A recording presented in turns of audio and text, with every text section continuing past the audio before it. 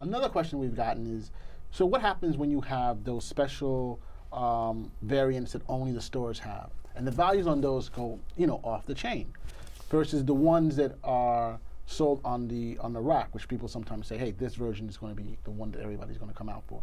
Which is the one you should be looking for? The one that's so rare that's only done for that particular comic book store, or should you be going through the ones that have been sold on the rack? See, that depends. I know there are certain stores, like say Bulletproof, Midtown Comics, Chris Comics, and they regularly do variants. So I actually know which stores, and I'm not going to say any stores as I don't want to plug or slate anybody, but some stores do better than others in terms of their store variants. So some stores, I'd never look at them when it comes to store variants, because these guys sell to certain people, and those people like it, but long term their books don't do very well. Other stores, they do a better job. They get better talent on the book. They have a better variety of what they're offering, and they do pretty well. So I'll pay more attention to what they do. But the bottom line is, at the end of the day, nobody knows what's going to hit until it hits. It could be the regular. A lot of times there'll be a variant cover, and it'll be this great variant cover, so on and so forth. But nobody's buying it. Why? Because the cover with the first appearance of the character on the cover is the regular cover. So now the regular cover is the one that's selling off the chain. This happened recently with Batman Beyond 37. It was the first appearance of Batwoman Beyond. Right. If you got the regular cover, you got her first appearance on the cover. If you got the variant cover, which is less, which is supposed to be rarer at the end of the day, you got a picture of Batman Beyond on the cover. So, if you look now, you would say, well, I don't understand. I got the variant. Isn't the variant supposed to be the one that's, worth more? Not in this case, because in this case, that one's going to be worth more because it's her first cover appearance. So, it depends, and you got to be smart about it as well. But my best recommendation is to look at past performances on stores. Look at something like Chris Comics, Bulletproof Comics, Midtown Comics. Some other ones are escaping my mind right now, unfortunately. But look at how those guys do. Wasn't a Scorpion as well? Look at how those guys have performed in the past. And if they've performed well in the past, that's something to look for in the future. Interesting. Any particular artist now that you think people should be looking out for in the future? Or is it because of the characters that they're doing that you need to watch out, or the stories? Top artist right now, for me, Jenny Frison. Jenny Frison she's had a very long run on Wonder Woman. She's done covers here and there, and her art is actually very well liked. She's got three things going for her, I would say. Her art is very well liked. Two, her initial art on covers is hard to find, which is always good. That makes it very collectible. And three, she's not cooled off. A lot of these times, these guys come, who's someone I can think of? Jim Lee? Jim Lee?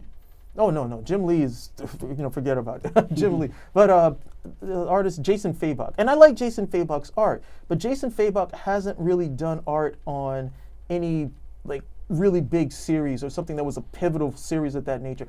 But he's a very good artist. But unfortunately, if I were to look at Jason Fabok's art and the trajectory with it, I would say this is somebody who fans really like, and then eventually he's going to cool off. Jenny Frison is more in the lines of a Jim Lee or an Alex Ross, where she looks like she's going to have a lifelong following at the end of the day, that she's always going to be someone who's going to be called in, and she's become the signature artist, cover artist rather, on Wonder Woman. So now it's like anything that she does, if she does a top cover with Wonder Woman or something of that nature, everybody wants it. So she's an artist I definitely keep my eye on.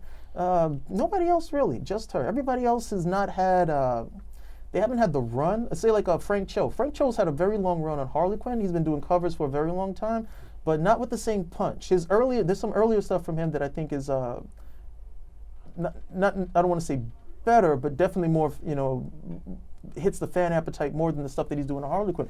But he's had a very long run on Harley Quinn, and when he's done, I don't believe it's going to have the same value as the Jenny Frison run at the end of the day. So, I've been putting her run together simply because I know, that's a no-brainer. When that's done, you've got the complete thing. That's going to be worth, a complete set is going to be worth, $600, $700, $800 if you got everything together. So what about books that are like the bestsellers of the years? Are we looking for just a variant copy of the rarest one? So not Batman Dan, but let's say the Superman 1000 or the Batman 1000 or something. Action Comics. Action Comics 1000. I mean, will those comics or one of their or the key? Are you looking for the key cover that will be the most valuable? Because everybody's going to go out to get those, so there should be a lot of those comics around. That's actually a good example to use from. Let's look at Action Comics 1000, Batman 1000, and Spawn 300. Okay. Okay? Why? Because they made dozens of covers, okay, for those books. And those books made very good money for DC and for, let me say Todd McFarlane, not necessarily Image. But those books made a lot of money, a lot of money. So the average guy is like, hey, I mean, if you can afford it, I'll buy all of them. You know, I'll buy all of them.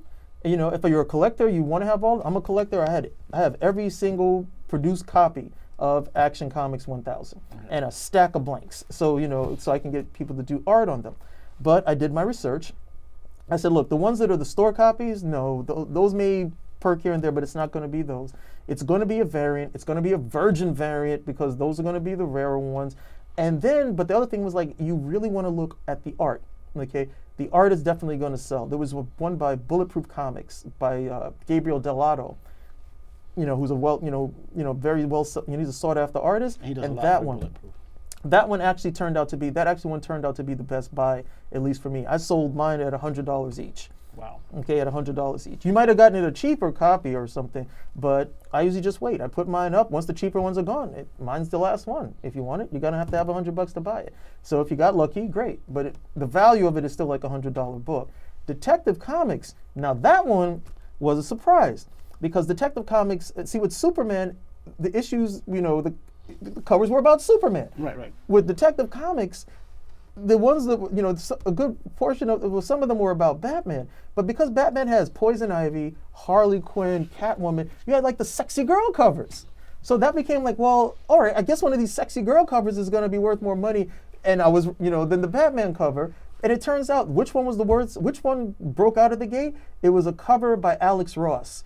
There was an homage cover to Detective Comics 27 that he did. And he had already done this one before. Right. He didn't do anything for Action Comics 1000, which I was very disappointed about.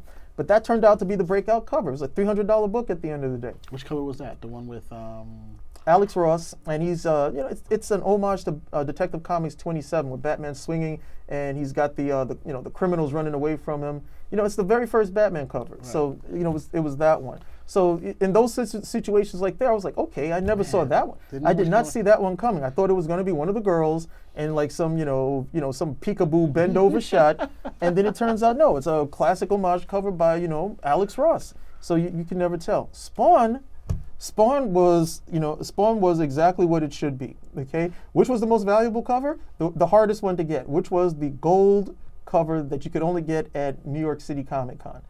Okay, you had to get online, you had to get the copy. It was a $50 copy. You sell it for $350. That was pretty much it. I, however, decided to be different. I took a variant cover, had it signed by Todd McFarlane, you know, and I sold that one. I spent less time online and made more money. Whoa, those are great examples. Thank you for answering our questions. Hey, that's what I'm here for. And if you have a question for Comic Book Hero, leave it in the comments. We'll see you next time. Comic Book Hero out.